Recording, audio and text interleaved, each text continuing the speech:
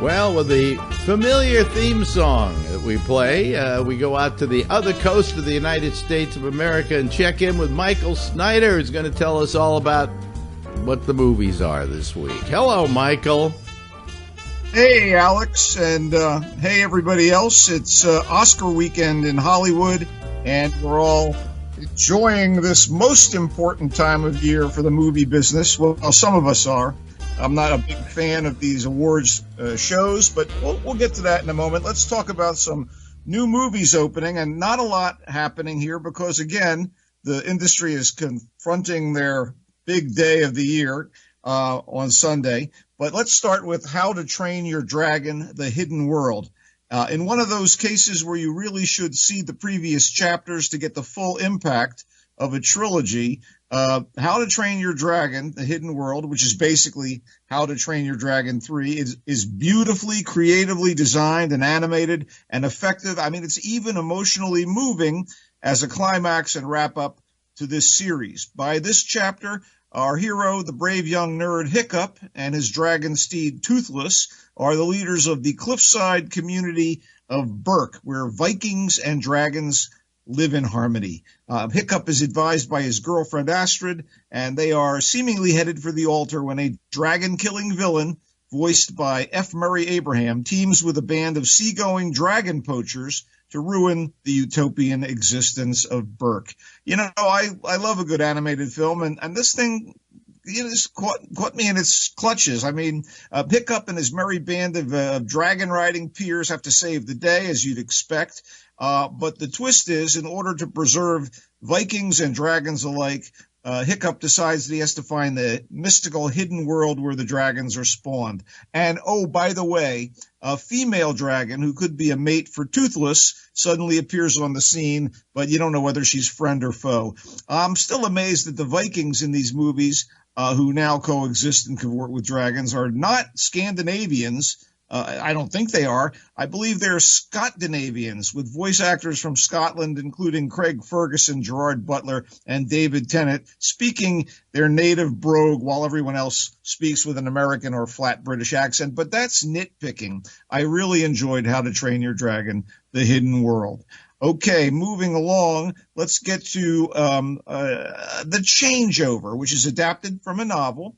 And it's a mix of adolescent coming-of-age and horror movie about Laura, a 16-year-old girl in post-earthquake Christchurch, New Zealand. And she's tasked with watching her 4-year-old brother while their single mom, played by Melanie Linsky, works late at a shop. The family is struggling to stay afloat, preventing Laura from engaging in the social endeavors her peers in high school enjoy, and she even has to rebuff the overtures of a cute guy in her class. And to make matters worse, little brother pays little or no attention to his sister and ends up getting the attention of a weird old guy on the periphery of town. This is all appropriately creepy, mostly due to the masterful English character actor Timothy Spall on board as this very questionable elderly fellow who seems to have a bit of a predatory bent, but who may be something more supernatural. And that's where Laura's cute classmate comes in, because he may be more than he seems. Newcomer Arana James, she seems like the second coming of Kristen Stewart as Laura, and I mean that in a good way. And you also get Lucy Lawless in a small role. I guess it's, in the New Zealand, Australia area, call Lucy. I just wish the whole thing had more internal logic. I'd say it's worth a video view, but The Changeover isn't life-changing, except maybe for its able young leading lady who should go up from here. And finally, I wanted to mention the sort of thing that really appeals to me as a movie lover and a sci-fi fan. It's Chesley Bonestell, A Brush with the Future. It's a documentary done boilerplate PBS style about the really amazing life and influence of a San Francisco native named Chesley Bonestell, an artist and an architect who lived into his late 90s and left us with some of the most memorable and fantastical images of the 20th century, rather. This guy lived through the San Francisco earthquake, and even though his passion was art, doing illustrations for magazines as a young man. He moved into a profession that seemed more lucrative, architecture, collaborated with Willis Polk on San Francisco landmarks like the Hobart Building, even participated in the design of the Golden Gate Bridge, and after moving to New York, the Chrysler Building. But his real calling was as the father of space art. He created these speculative but realistic-looking videos of vistas of the planets that showed up in magazines like Look and Life, and also some covers of science fiction monthlies.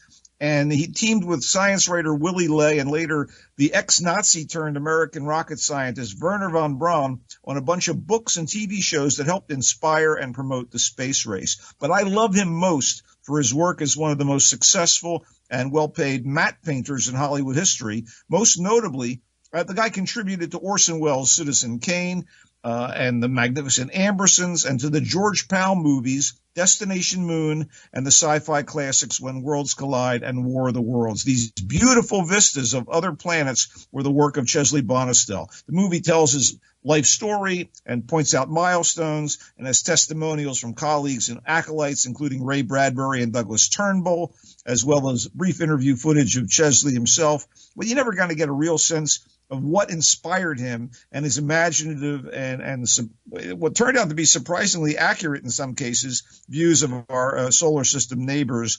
I mean, this guy really got Mars right after the rover sent back photos. But this guy has always interested me. I've been a big fan most of my life. So, may not be your cup of tea, but I was really fascinated. What do you mean it's not my cup of tea?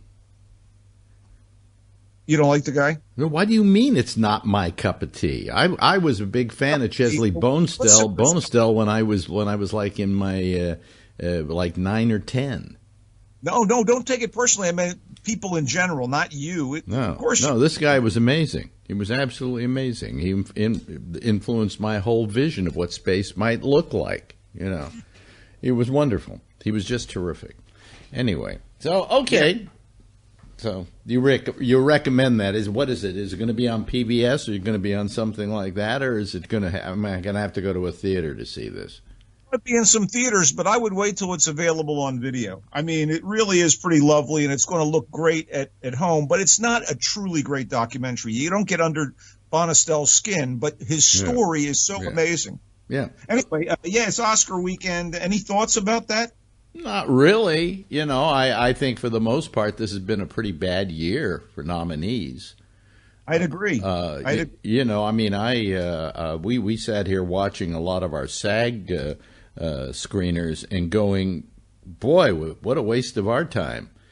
And the one that I can't understand is Bohemian Rhapsody, which I think is a terrible film. I think it's poorly scripted. Rami Malek is so good to my mind. No, he's not good. He's not good. He is what wins Academy Awards, and that's anybody who does an impression of somebody else, and that's all he's doing. So this is they should have an award for best impersonation and not have to give away awards for that. So this is like Jamie Foxx in the Ray Charles documentary. Exactly. If you go back a few years ago, there were like 5 straight years that both Best Actor and Best Actress were all for people doing impersonations. Well, why did Rich Little never win that? Because he wasn't a good actor. Well, there you go. I think I'm looking at the field for the lead actor. I still think he may end up winning. Why? Because he does a good impersonation? Is that what you're trying to say? Exactly. I mean, I found it, he was just going by the numbers. He was just trying to do everything he could to be, all they go is they go, ooh, he was a great actor. He imitated him beautifully.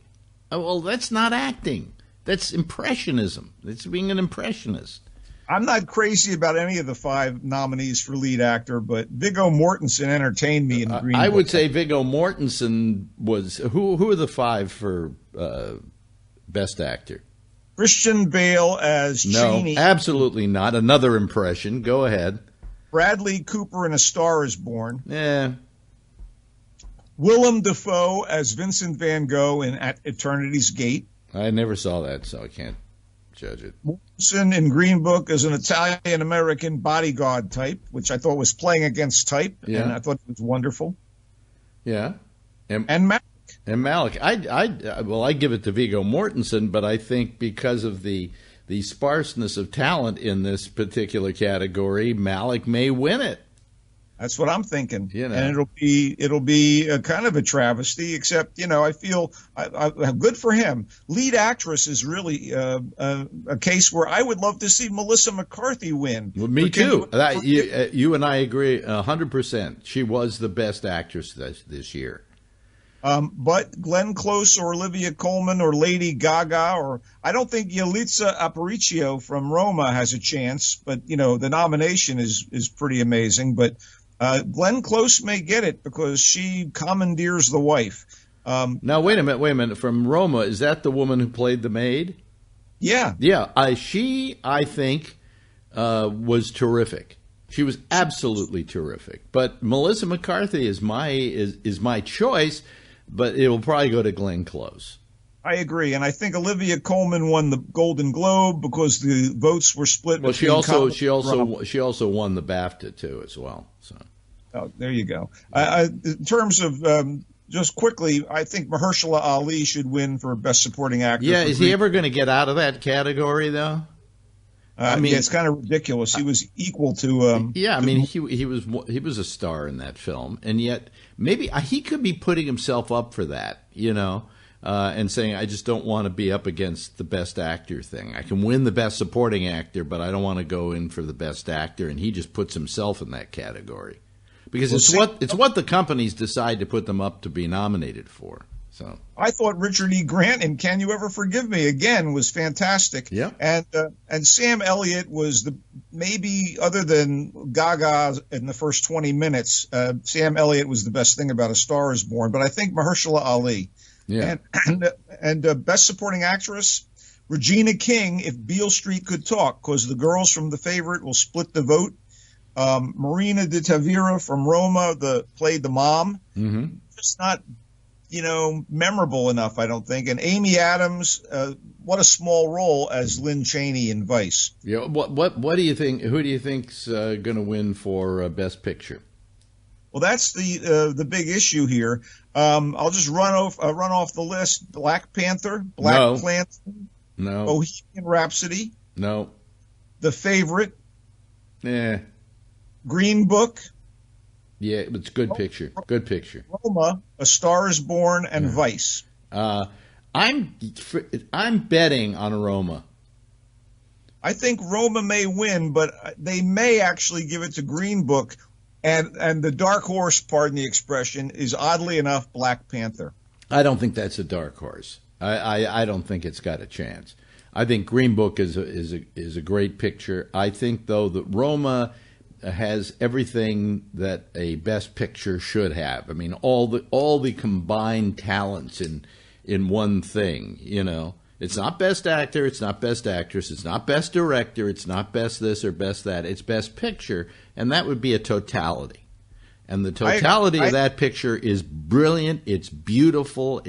He's going to win for cinematography. He's going to win, I think, for Best Director, Cuarón. And I think the movie's going to win. They might give it to Spike. You never know. No. Well, not that good a picture. I will say that my three favorite films of the year, and now I'm going on record, and I hate this, are probably all foreign films: Roma, Shoplifters from Japan, and from Poland, Cold War. Those are actually my three favorite films other than Green Book. I haven't seen Cold War yet, but I hear it's very good, and it was nominated a lot at the BAFTAs. And in terms of cinematography, like Roma, beautiful black and white cinematography. Yeah. And they're gorgeous films. We'll see. We'll see how it is. Again, these competitions in the arts, but we're expected to weigh in on them, Ben, so we do. Right. Okay, tell them where they can find you, Michael.